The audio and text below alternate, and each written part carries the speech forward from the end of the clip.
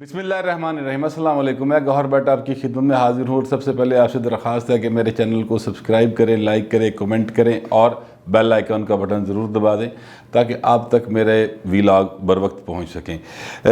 जैसा कि आप जानते हैं कि मरीम नवाज़ साहबा ने आज बड़ा धांसू किस्म का डस्का में पावर शो किया। बहुत सारे लोग थे, अनगिनत लोग, अगर मैं कहूँ तो गलत नहीं होगा। मरीम नवाज़ मैं नहीं समझता कभी नवाज़ शरीफ ने ख़ुद भी इतना बड़ा शो किया और डस्के में जितना बड़ा शो मरीम नवाज़ ने कर दिया। आज तारीख़ी शो था, लोगों में जोश जज्बा बेतहाशा था। उनकी राह देखने के लिए लोग छतों पे खड़े थे, सड़कों पे खड़े थे, दरख्तों से लटके हुए थे, खंभों पे चढ़े हुए थे। ऐसे लगता था जैसे बेनज़ीर भुट्टो 1986 में पाकिस्तान आई थी तो लाहौर की सड़कें इस तरह से लोगों से भरी हुई थी, उसी तरह डस्का की सड़कें और इसी तरह मरीम नवाज़ का इस्तकबाल कर रही थी। मरीम नवाज़ साहबा ने वहाँ पर टोन भी उसी हिसाब से बहुत ज़्यादा सख्त रखी और वहाँ पर उन्होंने सिलेक्टर्स का लफ्ज़, जो कि वो ज़ाहिर है कि पीडीएम के रहनुमा भूल चुके थे और दोबारा वो आ गया है। सिलेक्टर्स का लफ्ज़ उन्होंने कहा कि इमरान खान चूँकि सिलेक्टर्स उनको लेके आए थे इसलिए वो सिलेक्टर्स की खिदमत कर रहे हैं। उनके आगे आटा चोर है, पीछे बिजली चोर है। इमरान खान पाकिस्तान का सबसे बड़ा चोर है। इस तरह की लैंग्वेज मरीम नवाज़ ने इस्तेमाल की और उसकी बुनियादी वजह ये है कि जैसे मैं आपको पहले बता चुका हूँ कि ये एक स्ट्रेटजी के तहत जो 3 मार्च का इलेक्शन होने जा रहा है सेनेट का, उसमें उनके ऊपर प्रेशर बरकरार रखने के लिए ये पीडीएम के रहनुमा इस तरह की ज़ुबान इस्तेमाल कर रहे हैं ताकि जो उनके साथ वादे किए गए हैं उन्हीं के मुताबिक, यानी पीडीएम के रहनुमाओं के मुताबिक कि वो गैर जानबदार रहेंगे, तो उसको बरकरार रखने के लिए किया जा रहा है। बहरहाल आसिफ जरदारी और नवाज शरीफ के दरमियान भी रब्ता हुआ और ये कहा गया कि जरदारी साहब सत्ते ही खैर हैं, जो दिल करदा कर लो। तो यानी नवाज शरीफ ने जरदारी साहब को मुकम्मल एक गो हेड दे दिया। ये खबर चली थी और इसको मैंने जब चेक किया तो पता चला कि ये जरदारी साहब को एक्चुअली ये गो हेड इस ज़मन में दिया गया है कि अगर ये इलेक्शन है सेनेट का, इसमें वो अगेन बात उन्हीं पर आके रुक रही है, वो गैर जानबदार रहे तो फिर आप लेके आएँ बिल्कुल अपना जो है तहरीक अदम एतमाद और फिर हम कामयाब भी हो जाएंगे। और अगर सेनेट के इलेक्शन में वो गैर जानबदार ना रहे, जो कि ज़ाहिर नताइज से पता चल जाएगा कि क्या सूरत हाल बनती है, तो फिर हम तहरीक अदम एतमाद की तरफ नहीं जाएंगे बल्कि फिर सीधा दमादम मस्त कलंदर होगा और हम लॉन्ग मार्च की तरफ जाएंगे। और जरदारी साहब इस वक्त इस पोजीशन में नहीं हैं कि नवाज शरीफ को नाराज़ कर सकें या फजलुर रहमान को नाराज़ कर सकें या उनसे ये कह सकेंगे ठीक है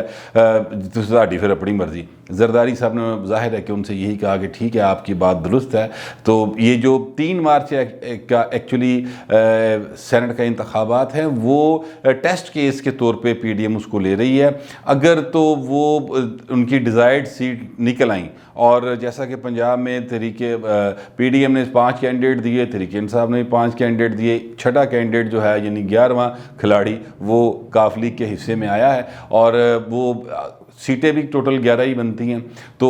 ऐसी कोई सूरत हाल लगती नहीं है कि जहाँ पर ये कहा जाए कि यहाँ पर कोई ऐसा चेंज आएगा तो तीनों जमातें जो हैं अपना अपना हिस्सा लेके निकल जाएंगी। असल मैच बहरहाल यूसुफ रज़ा गिलानी की सीट पर है जो कि सेनेट के उम्मीदवार हैं इस्लामाबाद की सीट से, और वहाँ पर उनके मुकाबले पे हफीज़ शेख साहब जो हैं वो उनके मुकाबले पर हैं उम्मीदवार। अच्छा, अब हफीज़ शेख साहब कौन है? हफीज़ शेख साहब बड़े ज़बरदस्त करैक्टर है। हफीज़ शेख साहब जो हैं उन्होंने मुशर्रफ दौर में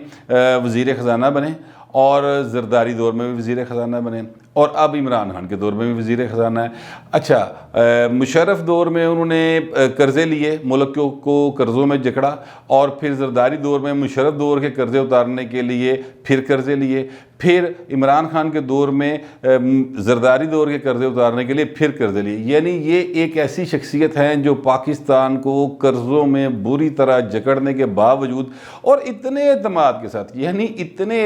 के साथ ये हर हाकिम वक्त जिसके साथ भी ये होते हैं ये बाकायदा इतने एतमाद के साथ बजट की तकरीर पेश करते हैं और ख़ताब करते हैं, विजनरी लीडर साबित करने की कोशिश करते हैं। मुझे याद है जब ये हफीज़ शेख साहब जो हैं वो पीपल्स پارٹی کے دور میں تھے تو انہوں نے ایک انٹرویو میں کہا جی میرا باپ پیپلز پارٹی کا بانی کارکن تھا اور وہ ہم فلاں جگہ، پھر اپنے باپ کا نام بھی بتایا، وہ خیر مجھے تو یاد نہیں ہے کیونکہ ایسی شخصیت جو ہوتی ہے انہی کا نام تاریخ میں زندہ رہتا ہے، باقاعدہ طور پہ ٹریٹر کے طور پہ، غدار کے طور پہ، جو ملک کو قرضوں میں جکڑ دیتے ہیں اور اس طرح کی پالیسیز لے کے آتے ہیں جس سے عام انسان کی زندگی جو ہے وہ اجیرن ہو جاتی ہے۔ بہرحال حفیظ شیخ صاحب کے مقابلے میں ہیں یسر رضا گیلانی صاحب۔ یسر رضا گیلانی صاحب جو ہیں وہ ظاہر ایک سید فیملی سے تعلق رکھتے ہیں، ان کی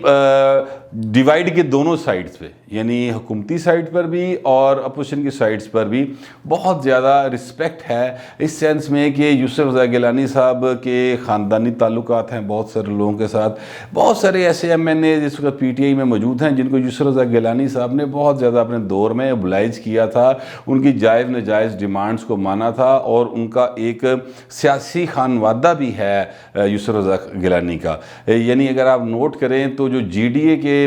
سربراہ ہیں پیر آف پگاڑا، وہ ان کے کزن بھی ہیں، سمدی بھی ہیں۔ اسی طرح اگر آپ دیکھیں تو جو ہیں اپنا مخدوم احمد محمود، وہ ان کے کزن بھی ہیں اور پارٹی بھی ایک ہے، جبکہ مخدوم احمد محمود کی وجہ سے جہانگیر ترین سے بھی ان کی عزیزداری بنتی ہے۔ تو جہانگیر ترین پہلے ناراض بیٹھے ہوئے ہیں اس حکومت سے، اور جو مجھے بتایا جا رہا ہے کہ جہانگیر ترین اب تھوڑے سے ایکٹیو ہوئے ہیں، لیکن وہ یسر رضا گیلانی کے لیے ایکٹیو ہوئے ہیں، اور انہوں نے جن لوگوں کو، جن ایم این ایز کو ٹکٹس دلوائی تھیں یا جن کو اپنے جہاز میں بھر بھر کر لے کے گئے تھے عمران خان کے بنی گالہ میں، اور وہاں پر پٹے پہنائے گئے تھے، پٹے میرا مطلب ہے دوپٹے،